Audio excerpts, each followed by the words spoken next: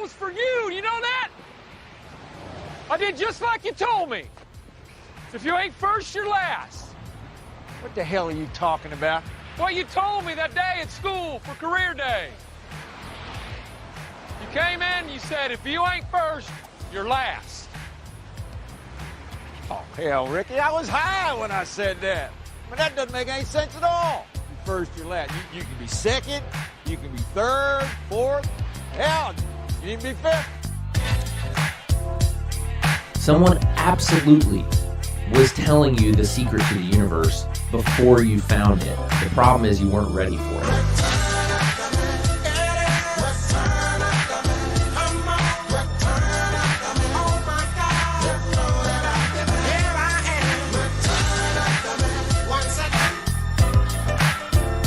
I guess we'll do it that way.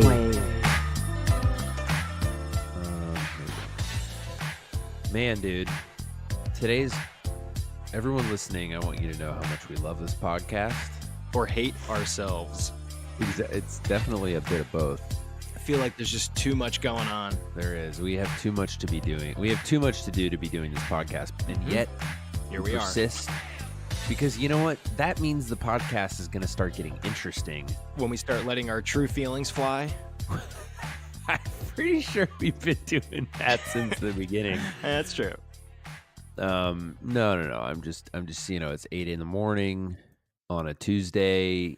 We're releasing this episode today. Woo. We usually do this a little bit ahead of time. No, I'm just, the short update is that I screened rollers last night. Oh, baby. At the house. A new cut. This is screening number 3? Numero 3. And how'd it go? We'll get into that. John, you had a funny story about listening to podcasts that you wanted to tell me and that I want to hear. Oh, geez. Well, it's, oh, boy. Oh, boy. I don't know if I can tell it. You baby. Come on. I'm about to tell you how I got shredded again in another review session. You have to tell me your weird podcast story. Well, I woke up. Okay, so it was Mother's Day 2 days ago, right? And sure it was. That's what they tell us. We were in Nashville because my wife had this awards thing to go to. So we got back late, put the kids to bed. It's Mother's Day. Somebody was trying to come over. It was kind of a chaotic evening, right? And not because I don't love her, but because I'm a terrible son. I had not called or texted my mom yet. And so it was probably like, I don't know, 10. It was pretty late at night. And I finally got around to calling my mom. And, we talked. And I went to sleep that night. And I woke up, as I usually do. I was listening to a podcast. I fell asleep. And I used Stitcher or whatever. And I woke up 7 hours later, and it's 45 podcasts later down the queue. And this guy is talking about mushrooms, psilocybin. And he's talking about Michael Pollan, who is an author, food, primarily writes a lot about food. And we were just talking about this last night. Okay, keep going. Yeah. This is so wild. So he's Michael Pollan's a fascinating guy, but he wrote an article about the fact that Denver just passed a proposition to totally decriminalize magic mushrooms in the city of Denver. And Michael Pollan wrote an essay, apparently, or some article where he said, hey, not so fast. Even though he just wrote this big book talking about how to change your mind, using hallucinogens. And anyway, he wrote this article about, hey, not so fast. This stuff might be dangerous or whatever. And this podcast I was listening to, the guy was just kind of lambasting him. And I woke up, I was already in a dream state. I had all these weird dreams, and I woke up and this guy's talking about mushrooms and yelling about Michael Pollan. And all of a sudden the guy cuts the podcast and he goes into an ad. And it's an ad for Squarespace or something. And in the ad, he says something. Squarespace. Build your dreams on a website. Exactly. And this guy will do all the work for you. This guy's a comedian, so he's sort of he's making it funny, right? And he's kind of telling a little story, and he's like, hey, maybe you didn't feel like calling your mom for Mother's Day, which had happened to me. And I'm sort of groggily like trying to turn this podcast off. And he's like, maybe you didn't want to call your mom. Let's call her Linda Schmimpf. No. Which I sat bolt upright, and No. yeah, I mean, it's not exactly my mother's name, but it's No, right, but it's extraordinarily close. get out of here. So I sat sort of bolt upright in bed. Real quick though, John, how many mushrooms had you eaten before you went to bed? um, well, 0. Shiitakes? Not even shiitakes. Um, that is a word that I'm, to be honest, unfamiliar with. One time somebody, Ditto. Although I will add an unfortunately. Ditto meaning unfortunately meaning I'm planning. I'm not going to probably talk about it on the podcast, but I am planning on remedying that unfamiliarity at some point Mhm. in hopefully the near future. But we'll see.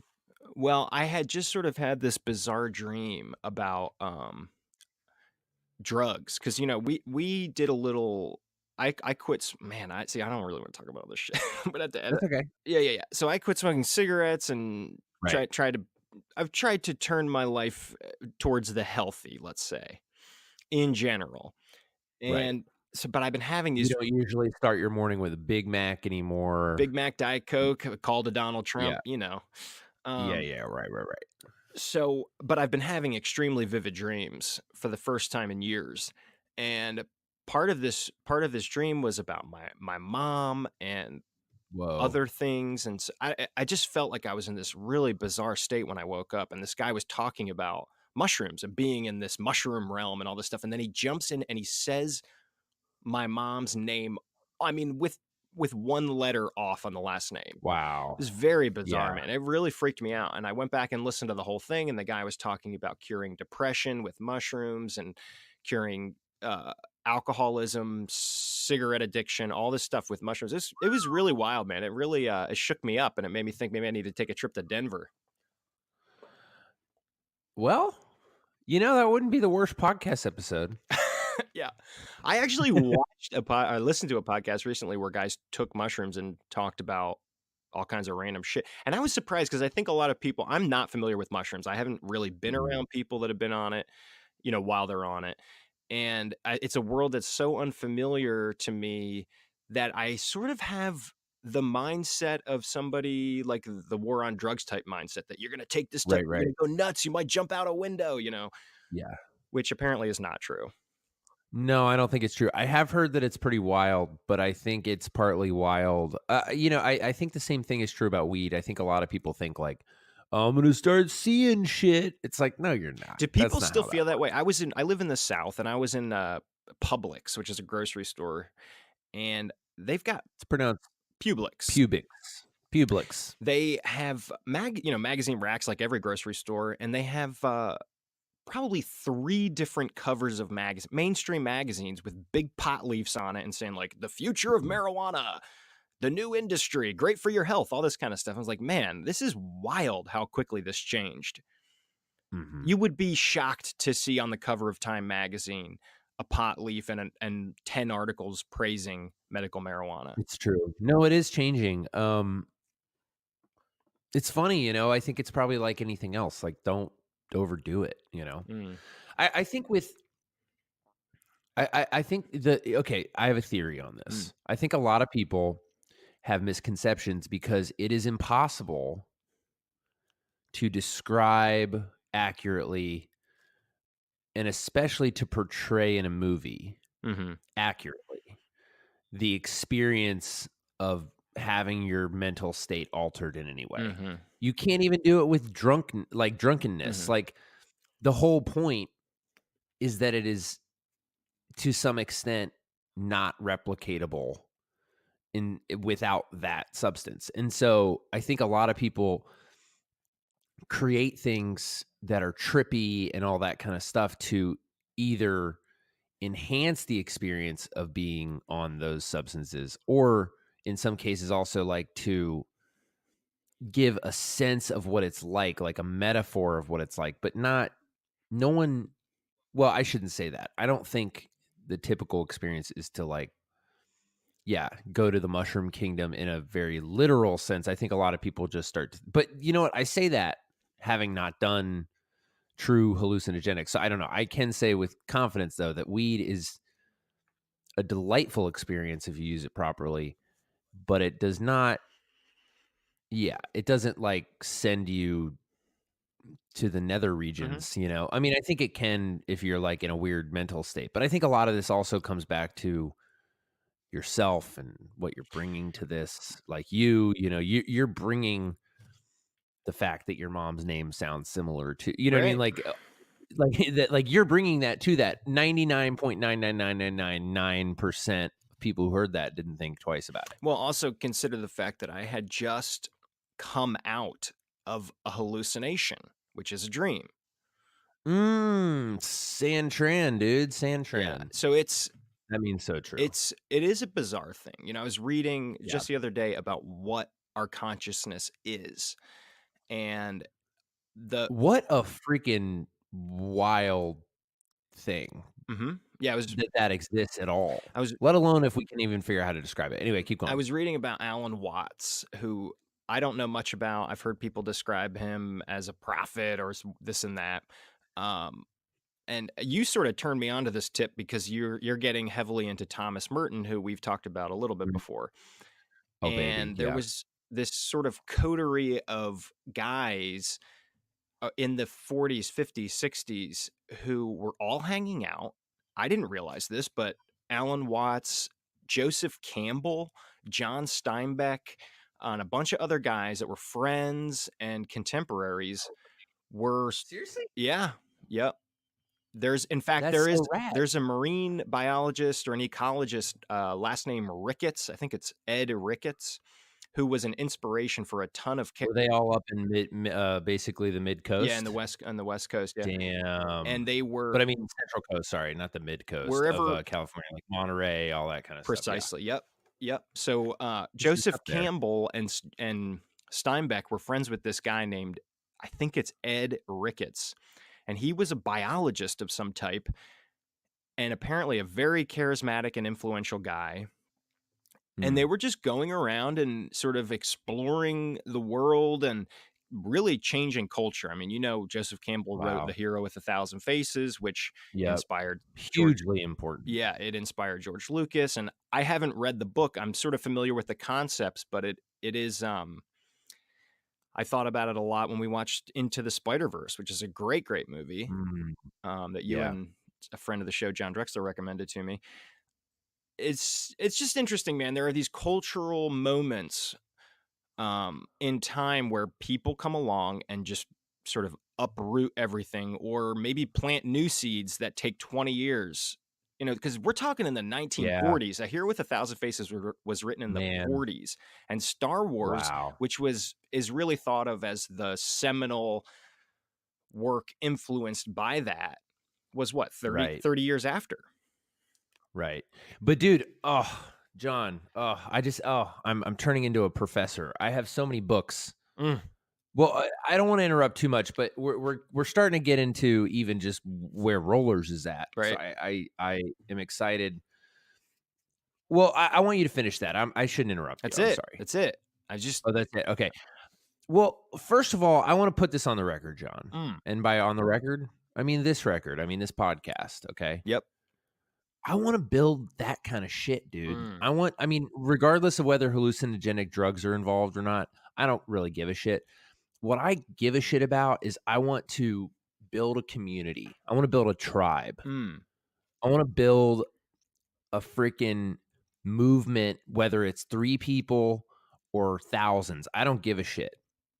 But I want to surround myself with people who love great art, who think differently, and who want to make things that matter to the world as much as people like that made, you know? Yeah. And because we live in a different era, you like how I said era, because we live in a different time, I want that group to be more diverse, you know, like I want it to involve not just white men, because there's nothing wrong with white men. I am one of them, but I would love for that group. I mean, man, how cool would it be? I think people just need to think more like that. You know, I think we need to open our minds to that kind of thing. How do we need to change our minds? Thank you, Michael Pollan. John, I have a few things that I'd like to read you. You know how I like my poems. I do.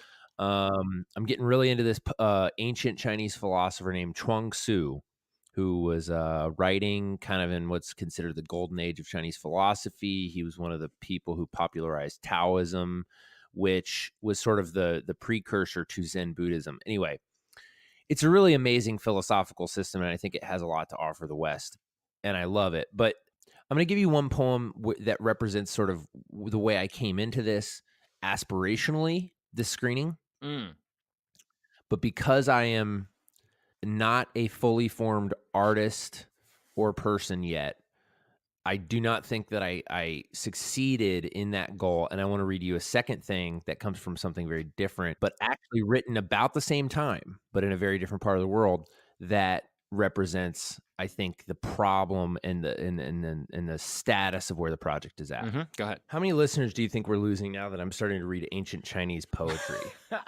Is everyone going to quit? There are how many Chinese? There's a billion Chinese. We might pick up some extra listeners. Shit. Yeah, we got to get our Chinese audience going. Get our Mandarin cooking. Are they allowed to listen to this in China? How does that work? I mean, I'm sure they are, right? I'm sure. There's some weird shit over there, though. Okay.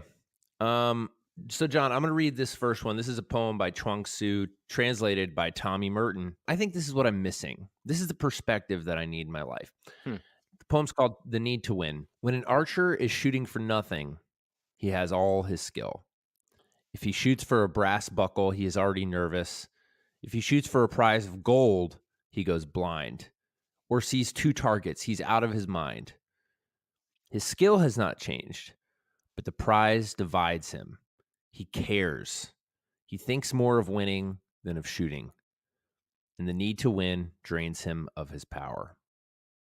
I got to quit trying to win, John, and I got to focus on shooting. We went to Japan when I was younger, and you go to these big temples where they did this stuff, where the Zen archers were.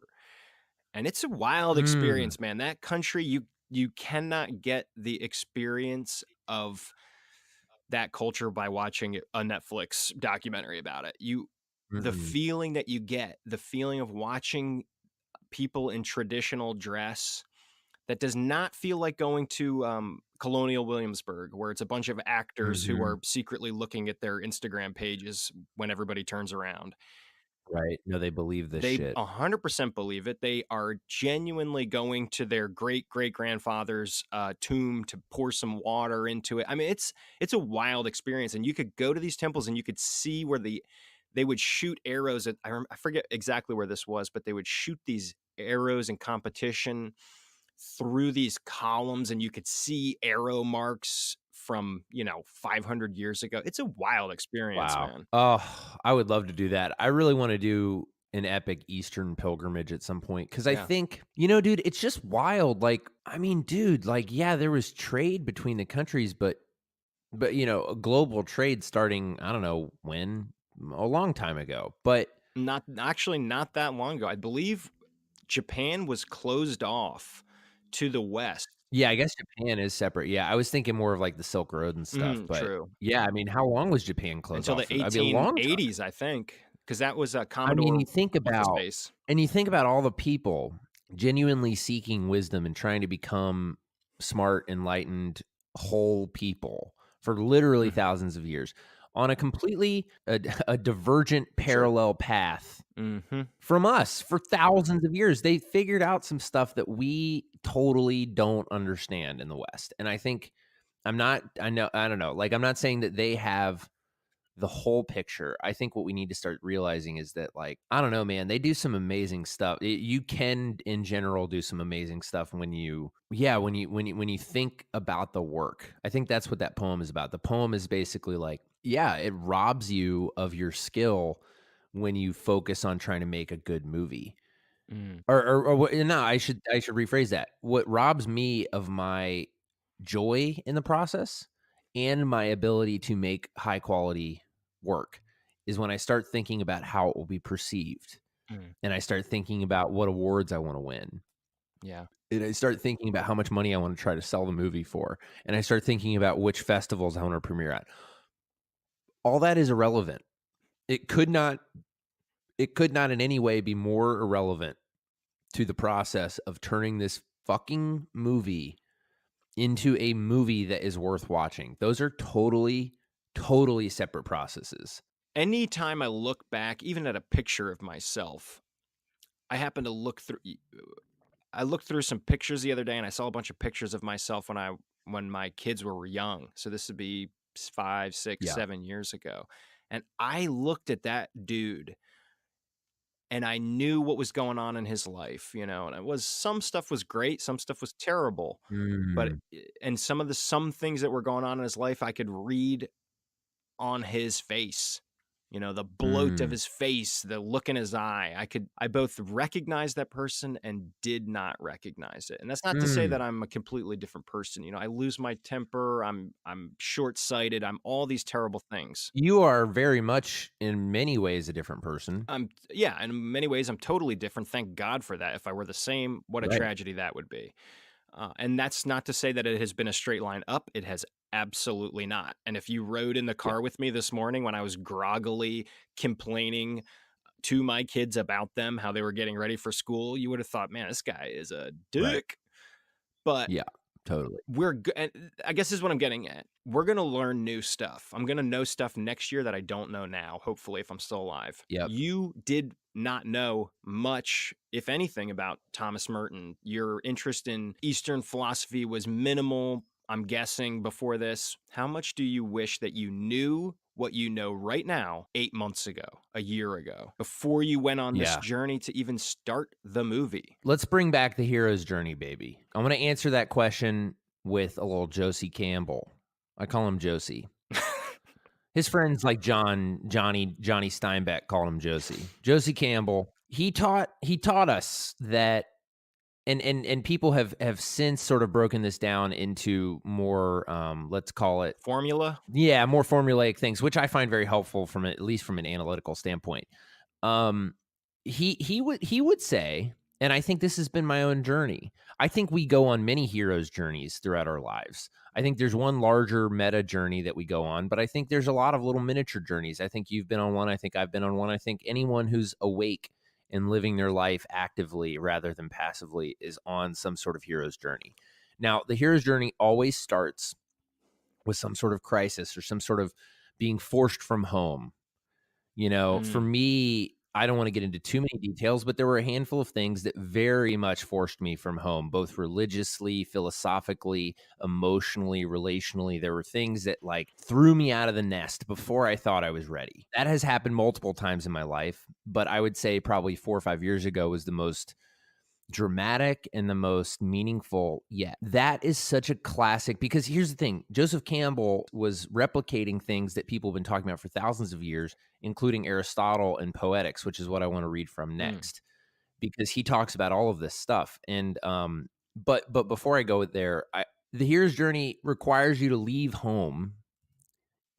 In some sense, it requires you to leave the comfort of your home so that you can experience things that otherwise would not have made sense. And the reason I'm harping on this is because, yeah, of course I wish I knew all this stuff. But the truth is, the hero has somebody in the hero's journey. Someone is telling him all that shit. Someone was telling you. Someone absolutely was telling you the secret to the universe before you found it. The problem is you weren't ready for it. And sometimes the only way to be ready for it is to be forced from home, to be given some sort of mission, small or large, and to go on that mission and see where it takes you, and to go through struggle and to be broken. And then it's not usually until the third act of a story that the character finally embraces. Usually most of a story is chasing some rabbit trail, going on a wild goose chase for the thing you think is going to make you happy. In Rollers, he thinks that saving Rollers is going to make him happy. And so part of what I'm running into with this, and part of what I'm trying to say with you, is we chase things. We don't listen to the wise people in our lives if we're lucky enough to have them. We're like, no, I'm young. And, I was standing in the shower the other day and I was specifically thinking exactly what you were just talking about. I am such a different person than I was 5 years ago. Yeah. Utterly different. And if I do life right, I will be as different probably not. I don't want to continue to change as much as I've changed because it has been an exhausting Yeah. process of growth and metamorphosis. I need a break. But at the same time, I want to be a very different person in 20 years. I want to have kids, and I think that's going to make me change immensely from everything I can possibly tell or guess from watching other people go through that. There will be other tragedies in my life. People I love will die. hmm That is going to happen more and more often. It will change me. Those are each going to be their own little hero's journey, and you get to choose. You get to choose to accept the journey. And dude, the reward for those journeys is that at the end, all of a sudden, the thing that Yoda was telling you all along, use the Force, Mm. starts to make sense. Yeah. You know, you're like, oh, I know what he means by use the Force. Like, dude, I've heard of Taoism before. It didn't matter to Mhm. me. It wasn't necessary. And now I'm at a point where I'm like, I can't do this with the other answers I'm getting. And all of a sudden, Taoism makes way more sense than a lot of stuff I've heard. And so it means something. But like, I knew what that was. You and I were just talking about how we were in college and we were just fucking around the whole Mhm. time. And that's it's such a shame because we went to a small but incredibly academically interesting and rigorous school where like really, really great, smart professors with PhDs were teaching our freshman level classes and wanted to help us. And all I wanted to do was skip class. And I'm bummed, you Yeah. know. But you know what, dude? That's the journey. Like that was an opportunity to go on a journey. I went on a different journey. I went on one that was much more based on like interpersonal relationships and like becoming an adult rather than academics. But my point, I guess, is like, you know, we find these things when we need to find them. I think there's some sort of cosmic order, whether you believe in God or not.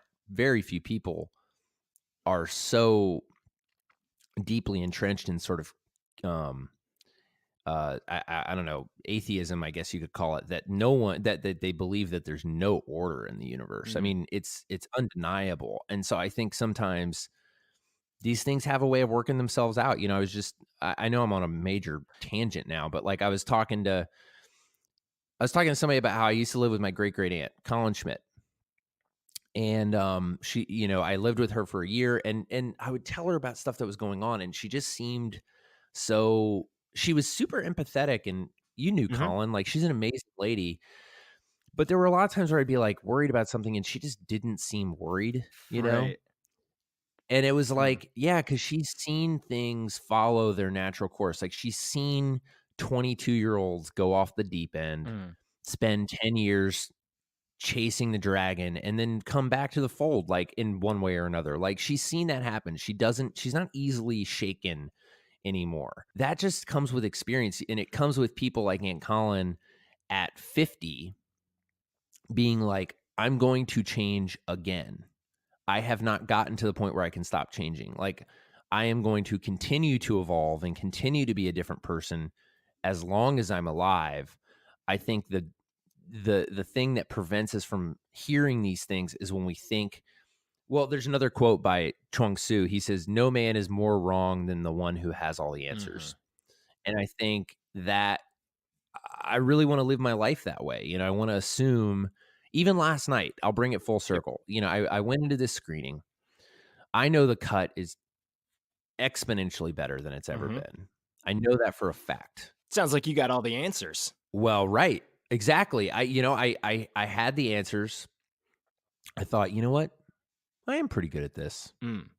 I'm not bad at this. I'm pretty good at this. You know what though? I am pretty good at it. That's fine. But that doesn't mean it's good yet. Mm. Those are two totally separate things. And you know, I guess I'll save the Aristotle quote for like when we get into some specifics.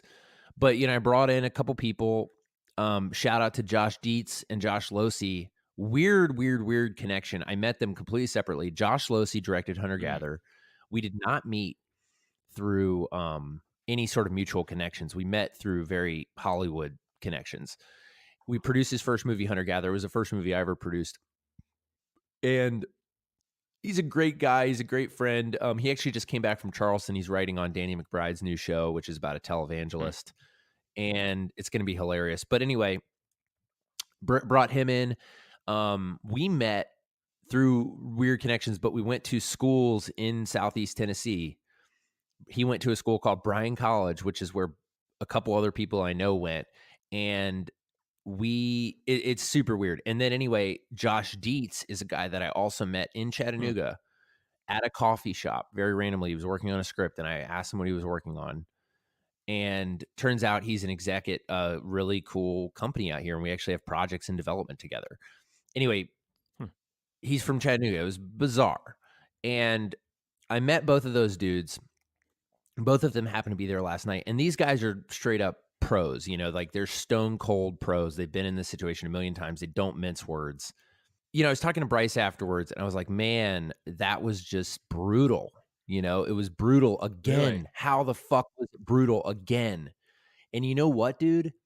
It was brutal again because, as Bryce put it, he's like, if they had watched, and it's not that everyone before was wrong.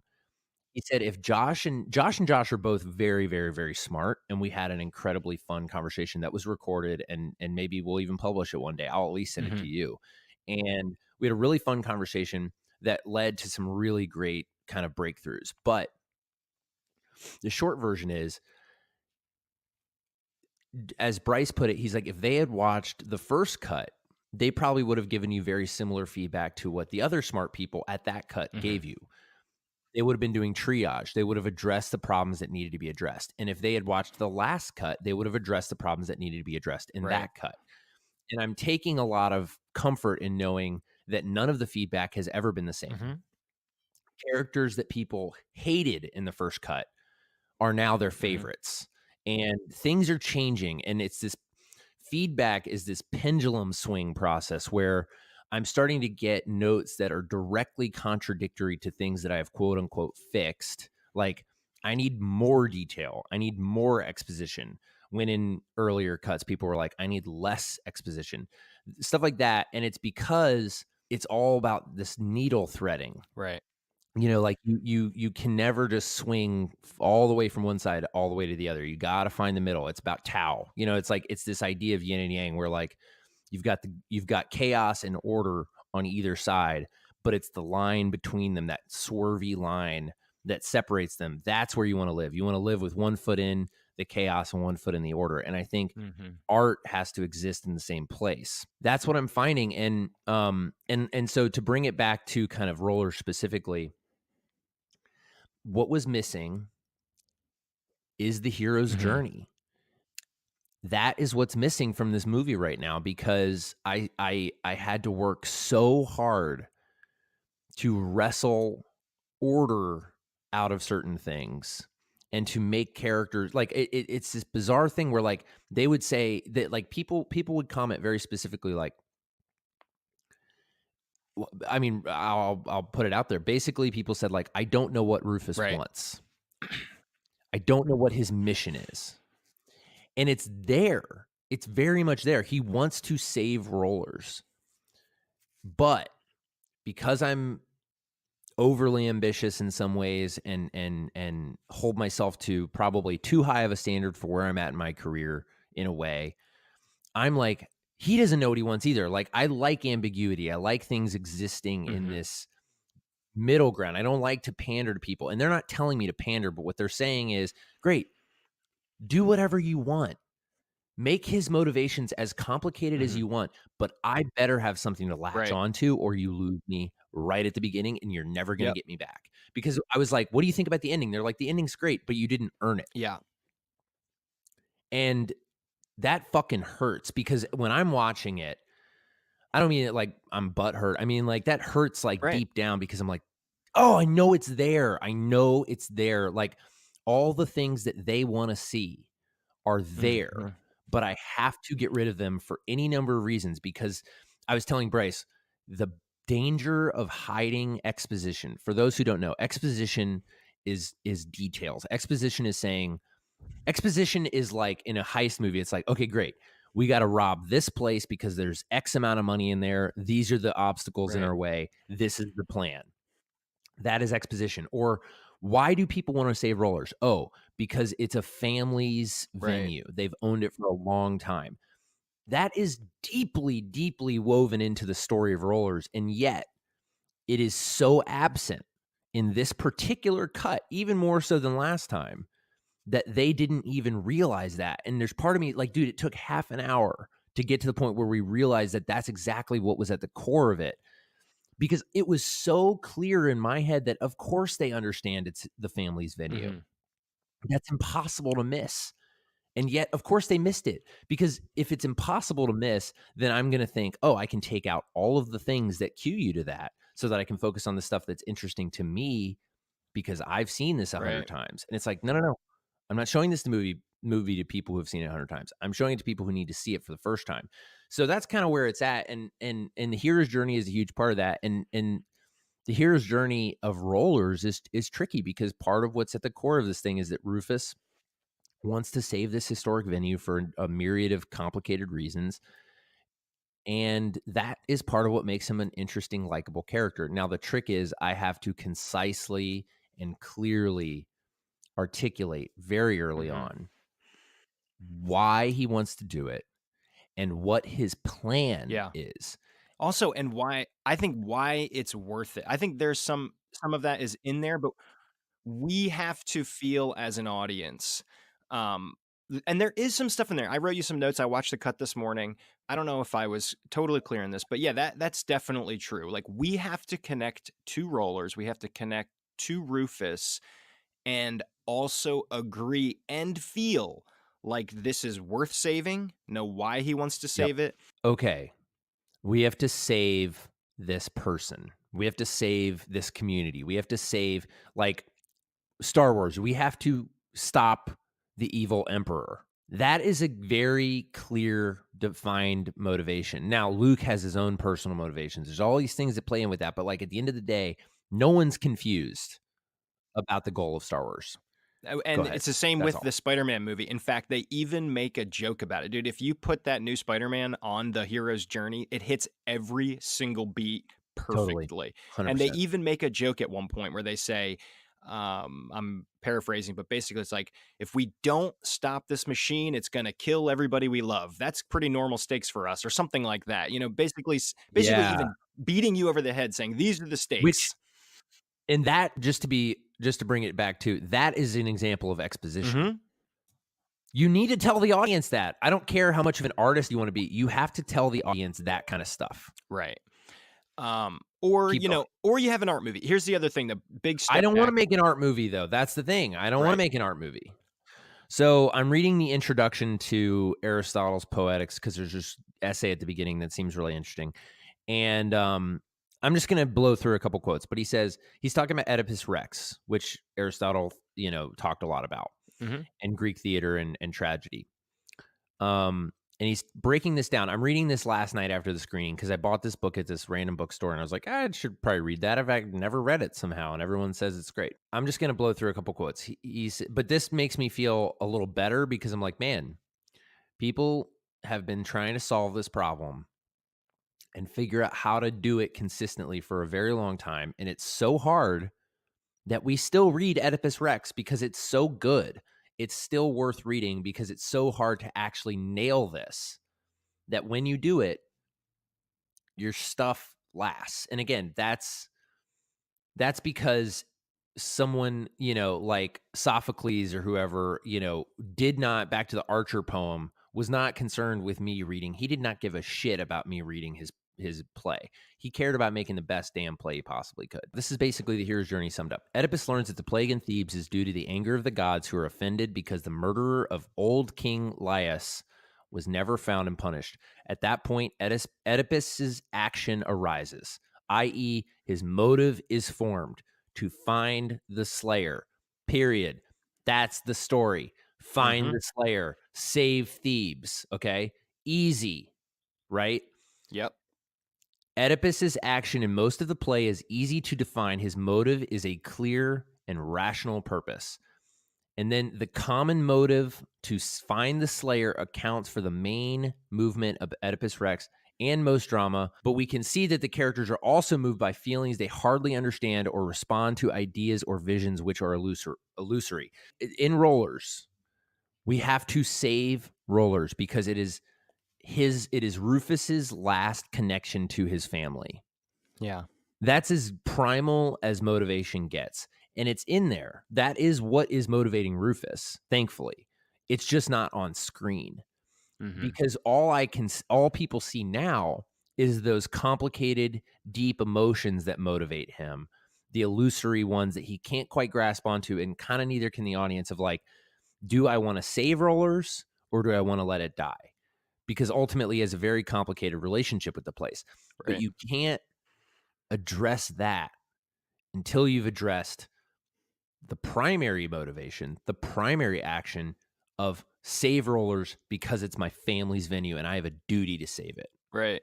So if you had seen, for instance, in a flashback, young Rufus with his dad, and they're taking a walk, and the dad says, "Whatever you do, son, don't let Rollers die." Exactly. I was saying that's exactly right, and it's great that you point that out, because we're talking about how to solve this, and there's a world in which we solve it in a similar way to what you just described, because there's a reason people do that. It's what changes us. I think about stuff that my dad said to me all the time. That's fucking life. And there's a great moment in the comedy version of this is in Talladega Nights. His drunk dad says, "If you're not first, you're last," and then he disappears from his life, Ricky Bobby's life, and he runs his whole life by that. Now, with the hilarious turn comes when his dad resurfaces, and he's like, "You told me, he's like, you told me if you're not first, you're last." He's like, "What the? I was probably drunk. That's stupid. If you're not first, you can be second, third, fifth." He's like, "If you're not first, you're last. That's idiotic." And it's like, dang it. Like that's where it comes in. And so Oedipus, I don't even know the full story of Oedipus Rex, but there's got to be some misinterpretation. There's something that he's not evolved enough to understand about the slaying of the king. There's going to be a twist.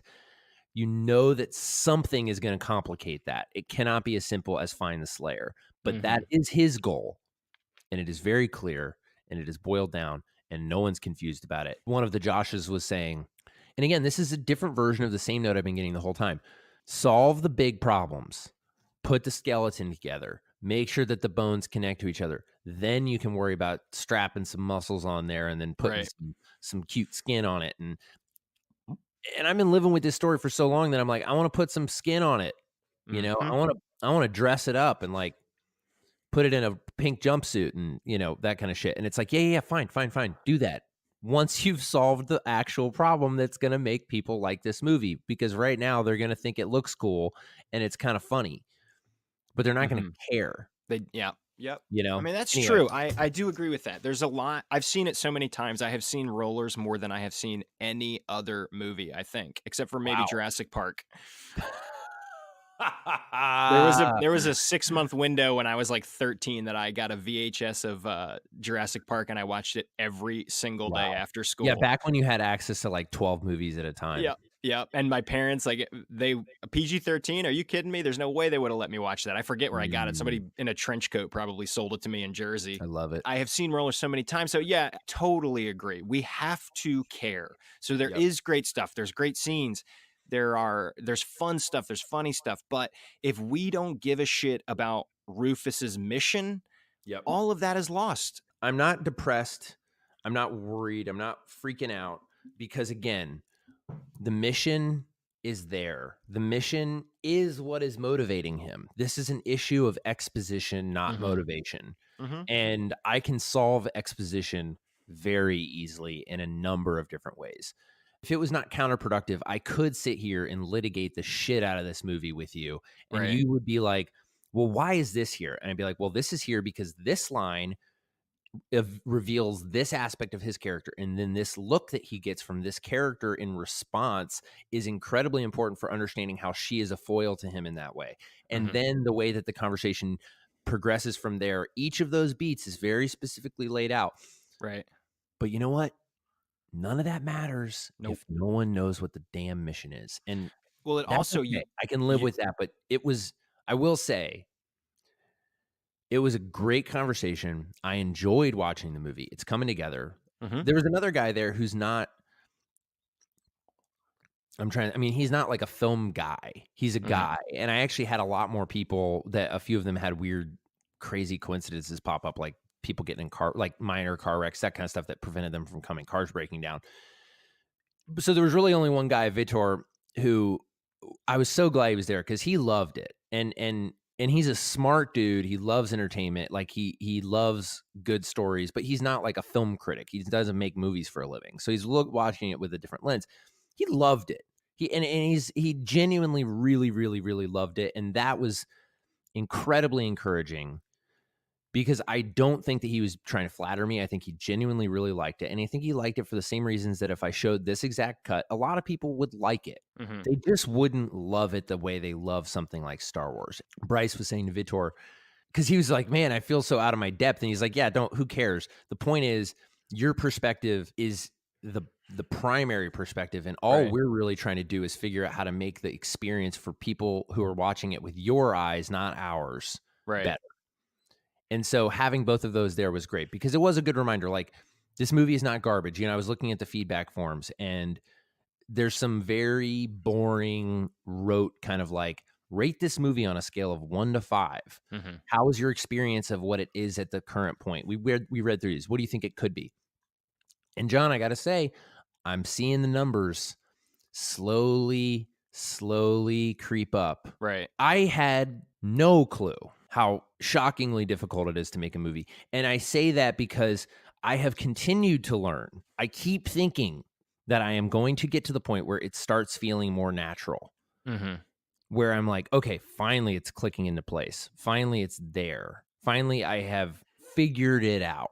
There were times where people were like, well, what about this? Like, could you solve it this way by shooting something else? And I was like, I honestly already shot that, right? Like, I even have that. And I'm not saying that as a defense. I'm just, all the problems that were being discussed, the reason those things are not covered in the movie is because I don't like exposition. I try to avoid it when I can help it because it's boring most of the time for the audience. It is necessary. But dude, a lot of times I hide exposition in jokes. But jokes don't always work, especially when you don't have a lot of time. Mm-hmm. And so there are numerous times where exposition is hidden within a joke and the joke doesn't land. So I cut the joke and also lose the exposition. I mean, I'm going to be honest. Why wouldn't I? I feel like I've sort of said this. Okay, go ahead. I've always been of two minds about this. There's the friend version of this that's like, dude, for under $500,000, you made a movie. It's an insane feat in and of itself. Yeah, I can't say as this you know, again. that's not what I want to do. No. And again, then there's the critical side of me that's like, yeah, it definitely needs a stronger motivating force in here. We need to care more about all of this stuff. Is there a way? Because we're still talking about a micro budget film, right? Teeny tiny. A very, very small budget film. Only a $4 million budget. Only half the budget of Moonlight. No, it's a fraction.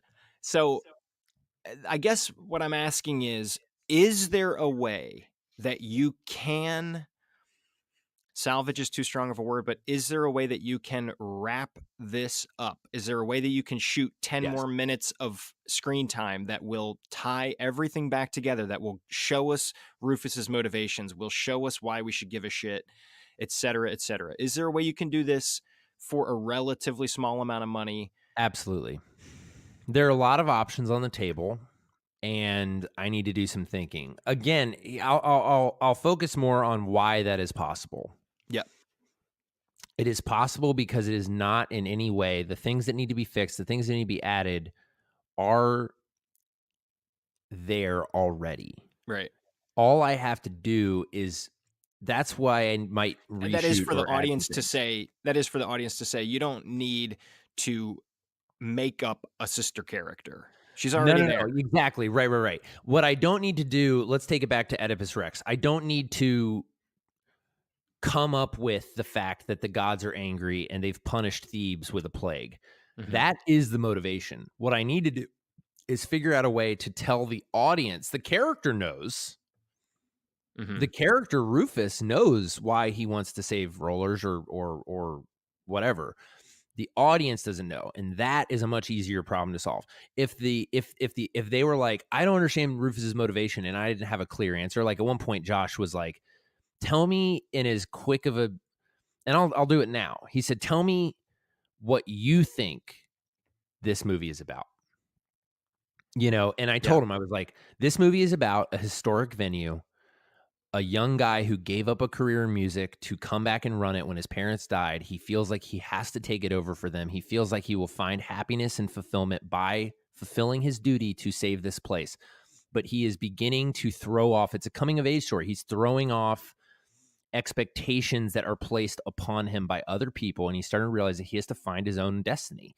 And he has to figure out why he's here on this earth. And that may not be his original interpretation of that. And so the movie is finding him at this very complex crucible within his life, this moment where he is choosing to basically let go or hold on to everything that has previously made him who he is. And there's love related to that. There's family stuff related to that. There's pride. There's all the classic dramatic tropes, but that is the core of the whole thing. And that has always been the core of the whole thing. And that is everything that it needs to be. Again, the problem is it's that very first few sentences, which are in a scene that I just frankly don't like. It's all there, but it's all in a scene that I don't like how it turned out. We didn't have the time to nail that scene the way that I thought we should have nailed it. And so we're missing some stuff. And I got to figure that out. But to your point, yes, there are very practical solutions. What I'm doing is saying, okay, there was an earthquake. The foundation under the front left corner of the house cracked. But that doesn't make the house broken. It just means that I've got to go fix the foundation under the front left corner of the house and then move on. And so now, yeah, there's a lot of ways to do that. Could I completely rip out the entire house and start over? Of course I could. But I don't want to and I don't need to, because ultimately all I got to do is find the one crack that's causing all the problems and put a little thing there to be like, this was supposed to be there. It was there, but the earthquake fucked it up. Now I got to put it back in. That's as simple as it is. Now, it's never quite that simple, but there is a big difference between that and like every room in the house is fucked up because the foundation is jacked across the board. That's a completely different type of problem. But because I for all my faults, for all my inexperience, there's a lot of that. I don't think I ever completely lost sight of the movie that I was making. And so I think I can genuinely point to the way that all of these questions are answered in the movie that exists right now. But I got to give people the key. Like, this is the last thing. I got to give people, it's like that cipher book you were talking about. Like, it's like, I wrote this movie in like very light, subtly colored, borderline invisible ink. Like the themes of the movie, everything else is very bright and in your face, and the costumes and the music, all that stuff is broad and big, but the story and the themes are intentionally very subtle in certain ways. Now, what I need to do is give you, right at the beginning of the movie, the glasses that reveal what's there and show you how to decipher the movie. I got to give you the tools, like the code that you can apply to the rest of the movie, because without that, you're just watching it and you're like, I'm looking at a bunch of pretty letters. I don't actually know what they mean. So anyway. Yeah, I agree. And one thing I am really proud of you for is you describe the impulse to try to justify or litigate all of this with people. Say like, no, that is in the movie. Here's where it is. Here's where it is. But I was talking to somebody a while ago who was in a precarious living situation. They were basically living with somebody, and that person did not want them to live there anymore. And they were trying to tell me, this person who shouldn't be living there anymore, they were telling me like, oh, here's why I should be living here. I'm this, I'm that, I do this, I do that. And I say, listen, you're not going to convince anybody of this. You're not going to convince the person that you should be here. They know that you should be gone, and you need to either change what's happening or go. Those are really your options. You have to change it. You're not going to ever convince them.